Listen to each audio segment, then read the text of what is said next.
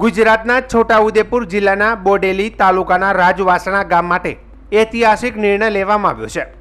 વર્ષ 1959માં મુંબઈ સ્ટેટ દરમિયાન બનેલા પ્રાચીન રબર આડબંધને હવે નવા રંગરૂપમાં પુનઃનિર્માણ કરવાનો માર્ગ ખુલી ગયો છે। રાજ્ય સરકારે રૂપિયા 128 કરોડના ખર્ચે નવો રબર ડેમ મંજૂર કર્યો છે, જે દેશનો બીજો અને ગુજરાતનો પહેલો ડેમ બનશે। વર્ષો જૂનો રબર ડેમ રેતી અને પથ્થર પુરાઈ જવાથી પાણીનો સંગ્રહ થતો નહીં। હવે તોડી પાડી તેનું નવીન ડિઝાઇન સાથે પુનઃનિર્માણ હાથ ધરવામાં આવશે। વર્ષો સુધી 30 ગામોની 21,000 હેક્ટર જમીનમાં સિંચાઈ સુવિધા પૂરી પાડતો આ ડેમ છેલ્લા ઘણા વર્ષોથી અસરકારક નહોતો રહ્યો, જેના કારણે ગ્રામજનો વારંવાર સરકાર સમક્ષ રજૂઆતો કરતા હતા। રાજ્ય સરકારે હવે આ માગણીઓને ધ્યાને લઈ પાયાગત અને આધુનિક ટેકનોલોજીથી તૈયાર થનારો રબર ડેમને મંજૂર કર્યો છે।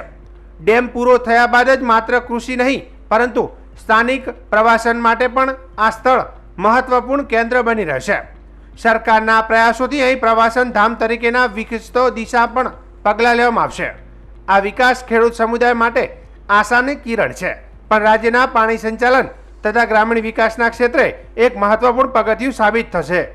મને કહેતા આનંદ થાય છે કે ભારતની અંદર આ બીજો અને ગુજરાતની અંદર સૌ પ્રથમ આ રબર ડેમ બનવા જઈ રહ્યો છે।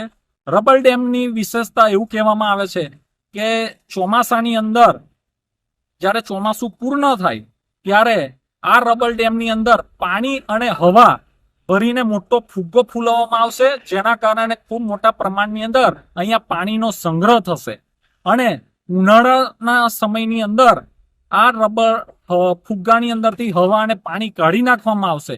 આમ પાણીની ખૂબ મોટા પ્રમાણમાં આ વિસ્તારની અંદર સ્ટોરેજ ક્ષમતા થવાની છે।